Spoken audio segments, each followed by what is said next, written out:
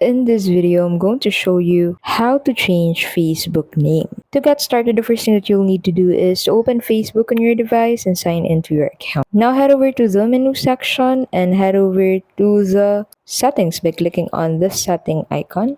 And here, go ahead and head over to the account center by clicking on the account center. Now on the account center, go ahead and head over to the profile section. Now, once you're headed to the profile section, go ahead and click on your Facebook profile. Go ahead and click on name, and in here, you'll be able to change your first and last name for your Facebook profile. You can also add a middle name if you want to. Now, once you're done with changing your profile name, you can just go ahead and click on the review change button. And here you'll be able to select how you want your name to be shown on Facebook. Go ahead and click on next. And that's how you can simply change your Facebook name. Thank you so much for watching, and we'll see you in the next video.